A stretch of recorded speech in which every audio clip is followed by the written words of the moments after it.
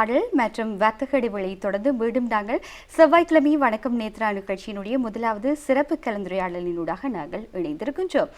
இந்த முதலாவது பகுதியினூடாக என்ன விடயங்கள் சம்பந்தமாக நாங்கள் பேசவிருக்கின்றோம் என்று பார்த்தால், இம்மாதம் 24ஆம் திகதி ஸ்வரங்கள் இசை வெளியீட்டு விழா இடம்பெற இருக்கின்றது. இந்த இசை வெளியீட்டு விழா சம்பந்தமான ஒரு கலந்துரையாடலாகத்தான் இந்த முதலாவது பகுதி இடம்பெற இருக்கின்றது. இந்த விடயங்கள் சம்பந்தமாக எங்களோடு பல விடயங்களை கலந்துரையாடுவதற்காக சிறப்புக்குரிய அதிதி வருகை தந்திருக்கின்றார். அவருடைய தந்தையை பற்றி சொன்னாலே அவரை பற்றி தெரிந்து கொள்வார்கள். இல்லாவிட்டால் திரையில் நீங்கள் அவரை பார்க்கின்ற பொழுதே அவருக்கான தனித்துவமான அடையாளத்தை நீங்கள் இலகுவாக புரிந்து கொள்வீர்கள். இந்த வேளையில் நாங்கள் அவரை பற்றி, அவருடைய தந்தையாரை பற்றி சொல்வதாக இருந்தால், வானொலி வாகினி கலைஞர், நாடக நடிகர், மெல்லிசை பாடகர், கலாபூஷணம் அமரர் திரு AM ஜேசுரட்னம் அவர்களுடைய புதல்வரும், இசையமைப்பாளர், பாடகர், சைக்ளோன் மியூசிக்கல் குரூப் மற்றும் சைக்ளோன் மியூசிக்கல் சொல்யூஷனுடைய ஸ்தாபகர் திரு AMJC ரொஹான் அவர்கள் எங்களோடு இந்த வழியில் இணைந்திருக்கின்றார். வணக்கம். வணக்கம். உங்களை சந்திப்பது மகிழ்ச்சியாக இருக்கின்றது. காரணம், சொல்வார்கள், நாங்கள் எங்களை பற்றி சொல்வதிலும் பார்க்க எங்களுடைய தந்தையார் அவருடைய பெருமைகளை பற்றி ஒரு மகன் பேசுவதென்றால் அது உண்மையிலேயே எங்களுடைய வாழ்க்கையில் கிடைத்த ஒரு பொன்னான தருணம் என்று கூட நாங்கள் சொல்லலாம், இல்லையா?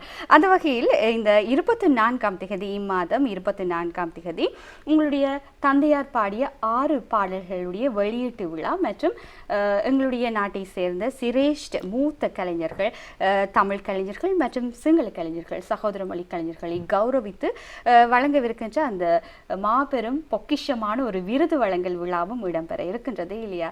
இவை இரண்டையும் நீங்கள் ஒழுங்கு செய்வதற்கான மிக முக்கியமான காரணம் என்ன? நிச்சயமாக முதலிலே என்னை இந்த இடத்திலே அழைத்து இப்படி ஒரு விடயத்தை நீங்கள் ஒழுங்கு செய்து அந்த எங்களுடைய நிகழ்ச்சி தயாரிப்பாளர் மற்றும் எங்களுடைய நேத்ரா டிவிக்கு என்னுடைய மனமார்ந்த வாழ்த்துக்களும் நன்றிகளும். இப்படி ஒரு நிகழ்வினை செய்வதற்கான முக்கியமான நோக்கம் என்னவென்றால், சாதாரணமாக எல்லாருடைய பெற்றோர்களும் பிள்ளைகளுடைய ஆசைகளுக்காகவே தங்களுடைய வாழ்க்கையை இழக்கின்றார்கள். அந்த வகையில் அதே போன்றுதான் என்னுடைய தந்தையும் நான் ஒரு இசைத்துறையில் பிரகாசிக்க வேண்டும் என்கின்ற நோக்கத்தோடு எத்தனையோ பல விடயங்களை அவர் தாங்கிக் கொண்டு பொறுத்து கொண்டவற்றை நாங்கள் முக்கியமாக நான் பார்த்திருக்கின்றேன். ஆகையால் அவருக்கும் ஒரு ஆசை இருந்தது, தானும் இப்படியான சில விடயங்களை செய்ய வேண்டும், சாதிக்க வேண்டும் என்பது. இருந்தாலும் அந்த பொருளாதார சூழ்நிலை காரணங்களாக பல விடயங்கள் நேரங்களும் காலங்களும் தாண்டி கொண்டு போய் கொண்டிருந்தது. அப்படி இருந்த வேளையிலே தான் அப்பாவினுடைய மரணத்திற்கு பின் 2 வருடங்கள் ஆகின்றது. அவருடைய ஆசையை ஒரு மகனாக அதை நான் செய்ய வேண்டும் என்கின்ற ஒரு எண்ணமும், இலங்கையில் இருக்கக்கூடிய மிக முக்கியமான முன்னணி கலைஞர்களாக இருக்கட்டும், மூத்த கலைஞர்களாக இருக்கட்டும், இவை இரு தரப்பையும் நான் ஒன்றாகத்தான் பார்க்கின்றேன். முன்னணி கலைஞர்கள், மூத்த கலைஞர்கள், இவர்களுக்கு நாங்கள் ஒரு மரியாதை செலுத்த வேண்டும். காரணம், நான் அவர்கள் மூலமாக இப்போ என்னுடைய மறைந்த தந்தையை பார்க்கின்றேன் என்று சொன்னால் கூட அது மிகையாகாது. நிச்சயமாக தந்தையாரோடு இருக்கக்கூடிய சூழ்நிலை, ஒரு சந்தர்ப்பம் இப்பொழுது உங்களுக்கு இல்லாவிட்டாலும் கூட அந்த காலகட்டத்தில் உங்களுடைய தந்தையாரோடு பணியாற்றிய பலர் இன்றும் உங்களுக்கு ஒரு தந்தையாகத்தான் தெரிவார்கள், இல்லையா? ஆகவே அப்படிப்பட்ட உறவுகள் தேவை. அவர்களும் கூட கௌரவிக்கப்பட இருக்கிறார்கள் என்று சொன்னால் அவர்களுடைய தனித்திறமையும் ஒரு காரணமாகத்தான் இருக்கின்றது, இல்லையா? ஆகவே இன்னும் ஒரு கேள்வியும் இருக்கிறது. சாதாரணமாக உங்களுடைய தந்தையாரின் நினைவாக நீங்கள் நினைத்திருந்தால் வெறுமனே நமது நாட்டை சேர்ந்த முன்னணி தமிழ் கலைஞர்களை, மூத்த கலைஞர்களை மாத்திரம் கௌரவித்திருக்கலாம். இருந்தாலும் இந்த சந்தர்ப்பத்தில் அதையும் தாண்டி சகோதர மொழி மூத்த கலைஞர்கள், முன்னணி கலைஞர்களையும் கௌரவிக்க வேண்டும் என்கின்ற ஒரு மனப்பான்மை உங்களுக்கு ஏற்பட்டிருக்கிறது. இது எவ்வாறு தோன்றியது? ஒரு பழமொழி சொல்வார்கள், அடம்பன் கொடியும் திரண்டால் தான் மிடுக்கு என்று.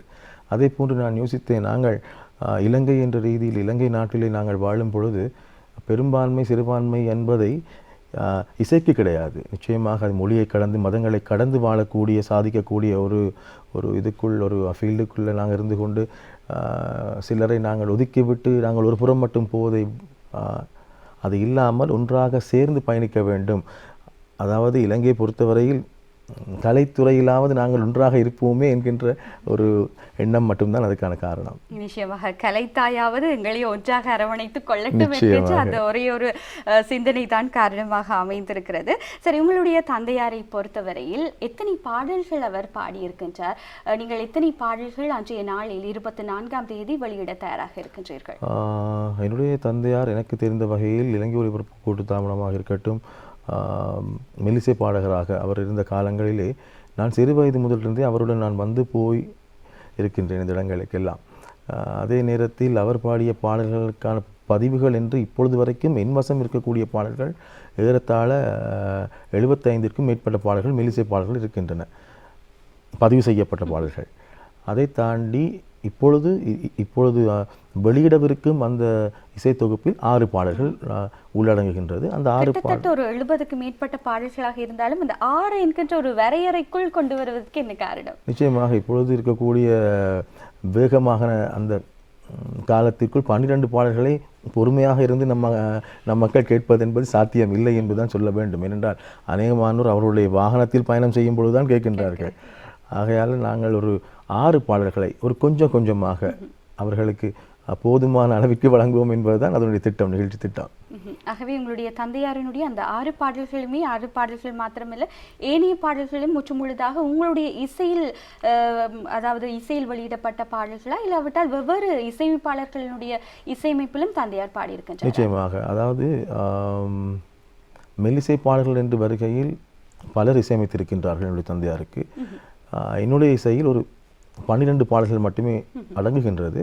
அதில் வால்யூம் 1ஆக இந்த ஒரு 6 பாடல்கள் நான் வெளியிடுகின்றேன். அடுத்த ஒரு 6 பாடல் வெகு விரைவில் அதையும் நான் வெளியிடுவதற்கான வேலை திட்டங்களை ஆரம்பிப்பேன் என்பதையும் அறிவிக்கின்றேன். சரி, அன்றைய அந்த நிகழ்வில் வெளியிடப்பட இருக்கின்ற அந்த 6 பாடல்கள் என்னென்ன பாடல்கள் என்று நாங்கள் அறிந்து கொள்ளலாமா, இல்லாவிட்டால் அவையும் ரகசியமாக வைத்திருக்கிறீர்களா? இல்லை, ரகசியம் என்று சொல்வதற்கு ஒன்றும் கிடையாது. இருந்த பொழுதும் அந்த பாட்டு, அதாவது பாடல் என்றால் வெறுமனே காதல் பாடல் என்று இல்லாமல் ஒரு இப்போ இருக்கக்கூடிய சிறுவர்களுக்காக இருக்கட்டும், பெரியவர்களுக்காக இருக்கட்டும், சிந்திக்கவும் அப்படியான ஒரு சிந்திக்க வைக்கக்கூடிய ஒரு பாடல். நிச்சயமாக அந்த மாதிரியான பாடல்கள் தான் அதில் உள்ளடங்குகிறது. அது நேர்களும் நீங்களும் கேட்டுவிட்டு பிறகு சொல்லுங்கள்.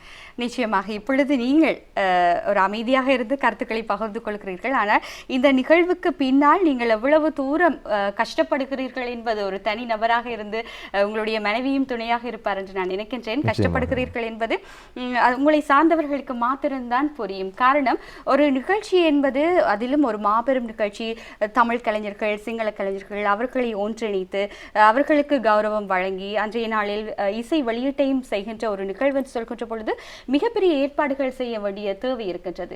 ஆகவே இப்படிப்பட்ட ஏற்பாடுகளை எல்லாம் எவ்வாறு முடிகிறது? ஒரு மனைவி துணையாக இருந்தாலும் தனிநபராக இருந்து அவற்றையெல்லாம் ஒழுங்கு செய்வதற்கு எவ்வாறு முடிகிறது? நிச்சயமாக நீங்கள் சொல்வது போல் மிகவும் கஷ்டமான ஒரு விடயம்தான். ஆரம்பிக்கும் பொழுது அதனுடைய பாரதூரம் என்னவென்று தெரியவில்லை. சற்று கடந்து போன பின்பு தான் விளங்கினது, இது நாங்கள் எடுத்த விஷயம் ஒரு சாதாரண விஷயம் ஒன்று இல்லை, இதை நாங்கள் இன்னும் பெரிய அளவில் நாங்கள் செய்ய வேண்டி இருக்குதுன்றதில். ஆனால் இதில் நான் பார்த்த ஒரு விஷயம் என்னன்னு சொல்லி கேட்டால், மூத்த கலைஞர்கள், இந்த மூத்த கலைஞர்களுடைய அன்பும் ஆதரவும் இந்த நிகழ்ச்சிக்கு பரிபூர்ணமாக இருக்குதுன்ற ஒரு நம்பிக்கை இருக்குது. அப்போ இந்த விஷயம் இன்றைக்கு நான் செய்கிறதாகத்தான் எல்லாரும் பார்த்திருந்தாலும் அன்றைக்கு என்னுடைய தந்தையார் ஏஎம் ஜெயசுவரட்னம் அவர்கள் சேர்த்து வைத்தது, அவர்கள் அன்று பழகி அவருடைய நண்பர்கள், சக கலைஞர்கள், இவருடைய அன்பும் ஆதரவும் தான் என்னை இத்தனை தூரத்திற்கு இதை செய்கிறதுக்கு வழிவகுத்தது என்று சொன்னால் அது மிகையாகாது. நிச்சயமாக அன்றைய நிகழ்வுகள் பற்றியும் நாங்கள் பேசுவதற்கு தயாராக இருக்கின்றோம். உங்களுடைய தந்தையாருடைய நினைவுகள் பற்றியும் பேசுவதற்கு தயாராக இருக்கின்றோம். தொடர்ச்சியாக பேசுவதை போல் எனக்கு இருக்கின்றது. ஒரு அருகில் ஒரு சிறந்ததொரு இசையமைப்பாளர், ஒரு பாடகரை வைத்துக்கொண்டு நாங்கள் வெறுமனே பேசிக்கொண்டிருந்தால் மாத்திரம் போதாது. உங்களுடைய அந்த இனிமையான கம்பீரமான அந்த குரல் வளத்தில் ஒரு பாடலை கேட்டால் பொருத்தமாக இருக்கும் என்று நான் நினைக்கின்றேன். எங்களுக்காக சில வரிகள். நிச்சயமாக உங்களுடைய ஆசை நிராசையாக மாறிவிடக்கூடாது. ஏனென்றால் நீங்கள் கம்பீரமான குரல் எல்லாம் சொல்கிறீர்கள். என்னுடைய ஆசை மாத்திரமல்ல, எங்களுடைய ரசிகர்களும் எதிர்பார்ப்பார்கள். நிச்சயமாக. அந்த சிறகே இல்லாத பூங்குருவி என்ற பாடலிலிருந்து ஒரு சில வரிகளை.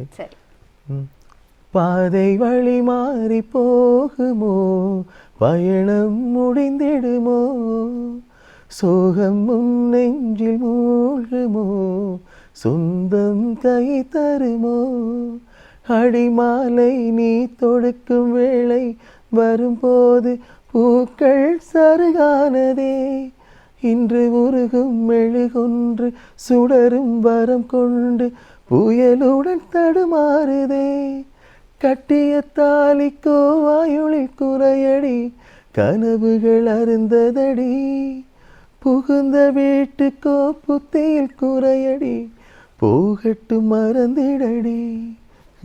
அருமையோ அருமை. இன்னும் அந்த பாடல் நீளாதோ என்கின்ற வகையில் என்னுடைய எதிர்பார்ப்பும் இருக்கின்றது.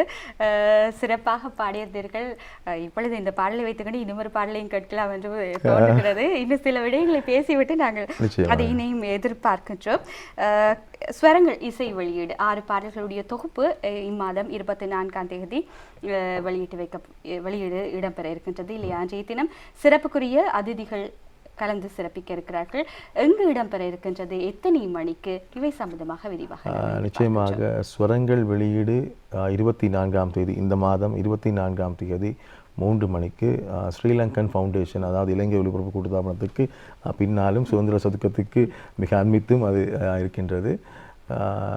அதுதான் இடம்பெறவிருக்கின்றது. பார்க்கக்கூடிய நெஞ்சங்கள் அனைவரையும் நாங்கள் அன்போடு இந்த நேரத்தில் நான் வரவேற்கிறேன் அவர்களையும். சரி, இந்த தருணத்தில் விருதினை பெற இருப்பவர்கள் அவர்களுடைய கருத்துக்கள் எவ்வாறு இருக்கின்றது? இந்த நிகழ்ச்சி தொடர்பிலாக சகோதர மொழி கலைஞர்களை பொறுத்தவரையில் எவ்வாறு அவர்களுடைய கருத்துக்கள் எவ்வாறு அமைகின்றன? கருத்துக்கள் பலவாறு எவ்வாறு இருக்கின்றன? நிச்சயமாக கருத்துக்கள் பலவாறு இருக்கின்றன. ஏனென்றால் கருத்துக்கள் வெறுமனே கருத்துக்கள் மட்டுமே தான். அதில் எனக்கு தேவையான கருத்துக்களை நான் எடுத்துக்கொள்வேன், தேவையற்றவற்றை நான் ஒதுக்கி விடுவேன். காரணம், அதை பற்றி சிந்தித்து என்னுடைய நெடுந்தூர பயணத்தை நான் தடை போட்டுக்கொள்ள நான் விரும்பவில்லை.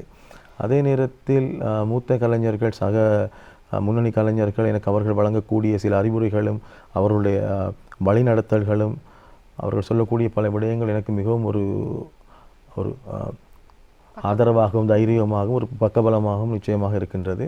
அதே நேரத்தில் சிங்கள கலைஞர்கள் மத்தியில் இது பெருமளவு போய் சேர்ந்திருக்கின்றது, பெருமளவு வரவேற்பை பெற்றிருக்கின்றது என்று தான் நான் நிச்சயமாக சொல்ல வேண்டும். காரணம், இப்படி ஒரு நிகழ்வை செய்கின்றார்கள் என்றதுமே அநேகமான சிங்கள கலைஞர்கள் எனக்கு அலைபேசியினூடாக அவர்களுடைய வாழ்த்துக்களை தெரிவித்து வருகின்றார்கள். அதே நேரத்தில் அவர்களாகவே பலர் முன் வந்த வண்ணம் இருக்கின்றார்கள்.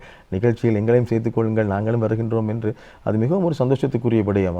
அப்பொழுதுதான் நான் யோசித்தேன், இத்தனை காலமும் நாங்கள் தான் அவர்களை ஒன்று சேர்க்கவில்லையோ என்கின்ற ஒரு ஆதங்கம் எனக்குள் இப்பொழுது வருகின்றது. என்றால் நாங்கள் ஒன்றாக செயற்பட்டிருந்தால், பயணப்பட்டிருந்தால் இன்னும் எத்தனை விஷயங்களை நாங்கள் சாதித்திருக்கலாம் என்பதை நான் உணர்கின்றேன். நிச்சயமாக எதிர்வரும் காலங்களிலும் கூட அவர்களையும் ஒன்றிணைத்துத்தான் பயணிக்க வேண்டும் என்பது என்னுடைய ஆசையாக இருக்கின்றது. நிச்சயமாக நேரம் விரிவாக சென்று கொண்டிருக்கின்றது. ஆகவே இம்மாதம் 24ஆம் தேதி ஸ்வரங்கள் இசை வெளியீட்டு விழா மற்றும் மாபெரும் விருது வழங்கல் விழா, அந்த விருதினுடைய பெயரையும் நாங்கள் கேட்பதற்கு ஆர்வமாக இருக்கின்றோம். நிச்சயமாக அது என்னுடைய தந்தையாரின் பெயரில் இருந்து ஒரு பாகத்தை எடுத்து தான் ரத்ன கலா, என்னுடைய தந்தையின் பெயர் ஜேசு ரத்னம் என்று சொல்வார்கள். ஜேசு ரத்னம், சரியான நாங்கள் சொல்ல போனால் ஜேசு ரத்தினம் என்று வரும் அவருடைய பெயர். அப்போ ரத்தின கலா, அப்போ ரத்ன கலாவாக அதை நாங்கள் ஞாபகார்த்த விருதாக அறிமுகம் செய்து வைக்கின்றோம். முன்னணி கலைஞர்களுக்காகவும் ஒட்டுமொத்த கலைஞர்கள். அன்னளவாக பார்க்கின்ற பொழுது எத்தனை சகோதர மொழி கலைஞர்கள் மற்றும் தமிழ் கலைஞர்கள் இந்த விருதினை பெற இருக்கின்றனர்? ஒரு 60க்கு மேல் இருக்கின்றார்கள். 60க்கு மேற்பட்ட கலைஞர்களை நாங்கள் கௌரவிக்க இருக்கின்றோம். 30 நான் அதை தெரிவு செய்திருக்கின்றேன். மேற்கொண்டும் சில கலைஞர்கள் தெரிவு செய்வதற்காக இருக்கின்றார்கள். இதில் இளம் கலைஞர்களும் உள்ளடக்கப்பட்டிருக்கின்றனர். நிச்சயமாக இளம் கலைஞர்கள். என்ன மாதிரியான கட்டங்களில், அதாவது எவ்வாறு நீங்கள் இவர்களை தெரிவு செய்திருக்கின்றீர்கள்? அது தெரிவு செய்வது இப்படித்தான். அதாவது நாங்கள் இளம் கலைஞர் என்று வருகின்ற போது பாடல் கலைஞர்கள், ஓவியர்கள், சிறந்த புகைப்பட கலைஞர்கள் உட்பட மேக்கப் ஆர்டிஸ்ட் என்று சொல்வார்கள், அவர்கள் ஸ்டண்ட், இப்படி பல துறைகளிலும் இருக்கக்கூடியவர்கள், எங்களுக்கான வாய்ப்புகள், எங்களுக்கான அறிமுகங்கள், எங்களுக்கான இது ஒரு அங்கீகாரம் நிச்சயமாக அமையாதா என்று இருக்கக்கூடியவர்களுக்கு இது ஒரு ஊந்துகோலாக இருக்கும். இது அவர்களுக்கு ஒரு மிகப்பெரிய ஒரு வரப்பிரசாதமாக இருக்கும் என்றது என்னுடைய நோக்கம். அதை மக்கள் தான் அதை இது பண்ண வேண்டும். நிச்சயமாக நான் கூட அதிகமாக பார்க்கின்றேன். இப்பொழுது இளம் கலைஞர்கள் தான் அதிகமாக விருது விழாக்களுக்கு செல்கிறார்கள், விருதினை பெற்றுக்கொள்கிறார்கள். முன்னைய ஒரு காலகட்டத்திற்கு முன்பு பார்த்தால் அதிகமாக மிகவும் தேர்ச்சி பெற்ற முன்னணி கலைஞர்கள், சகோதர மொழி கலைஞர்களாக இருந்தாலும் சரி, தமிழ் கலைஞர்களாக இருந்தாலும் சரி, விருதினை பெற்றிருந்தார்கள். ஆனால் சிறியதொரு இடைவெளி இருப்பதாக நான் உணர்கின்றேன். ஆனால் இப்பொழுது அது மீண்டும் உங்கள் மூலமாக அது சாத்தியப்பட்டிருக்கின்றது. அவர்களுடைய திறமைகளோடு இப்பொழுதெல்லாம் நாங்கள் எடுத்தவுடனே இளம் இளம் கலைஞர்களுக்கு இலகுவாக வாய்ப்புகள் கிடைத்து விடுகின்றன. ஆனால் அவர்கள் அந்த ஒரு இடத்திற்கு, அந்த உயரத்திற்கு வந்திருக்கிறார்கள் என்றால் அவர்கள் எவ்வளவு விடயங்களை கடந்து வந்திருக்கிறார்கள் என்பது அவர்களுக்கு மாத்திரம்தான் தெரியும். அவர்களுடைய அந்த இடத்திற்கும் அந்த தனித்துவத்திற்கும் ஒரு கௌரவத்தை நிச்சயமாக நாங்கள் கொடுக்க வேண்டும் இல்லையா? அந்த சரியானதொரு தருணத்தை நீங்கள் பயன்படுத்தி அவர்களுக்கான கௌரவத்தை நீங்கள் வழங்கி இருக்கிறீர்கள். உண்மையிலேயே இப்படி ஒரு நிகழ்வினை ஒழுங்கு செய்வதற்கு உங்களுடைய குடும்பத்தில் இருப்பவர்கள் யாரெல்லாம் உங்களுக்கு பக்கபலமாக இருக்கின்றார்கள்? நிச்சயமாக ஒரு அருமையான கேள்விதான். இதுக்கு பதில் சொல்வதுதான் மிக கடினம். காரணம் என்னவென்றால், நான் ஒருவரை மட்டும் நான் சொல்லிவிட முடியாது. ஏனென்றால் என்னுடைய குடும்பத்தில் இருக்கக்கூடிய ஒவ்வொருவருமே அவர்களுடைய முழுமையான பங்களிப்பினை வழங்கி கொண்டிருக்கின்றார்கள். நிச்சயமாகவே அவர்கள் ஒரு பெருமளவிலான ஒரு பங்களிப்பை வழங்குகின்றார்கள். ஆகையால் நான் ஒவ்வொருவராக சொன்னால் நிகழ்ச்சியும் போதாமல் போய்விடும். நிச்சயமாக நாங்களும் பல விடயங்களை நாங்கள் பேசி இருக்கின்றோம் என்று தான் நான் நினைக்கின்றேன். இம்மாதம் 24ஆம் தேதி ஸ்வரங்கள் இசை வெளியீட்டு விழா மற்றும் ரத்னகலா விருது வழங்கல் வைபவம் இடம்பெற இருக்கின்றது. அந்த நிகழ்வானது இனிமையான முறையில் மிகச் சிறப்பான முறையில் இடம்பெற வேண்டும் என்று நாங்கள் நேத்ரா அலைவரிசையின் சார்பாக நாங்கள் வாழ்த்துக்களையும் நன்றிகளையும் நாங்கள் தெரிவித்துக் கொள்கின்றோம். அது மாத்திரமன்றி இந்த தருணத்தில் இப்படியான ஒரு வேலைப்பழுவின் மத்தியில் நேரத்தை ஒதுக்கி எங்களோடு இணைந்து கொண்டமைக்காக உங்களுக்கு வாழ்த்துக்களையும் நன்றிகளையும் தெரிவித்துக் கொள்கின்றோம். மிக்க நன்றி. நன்றி.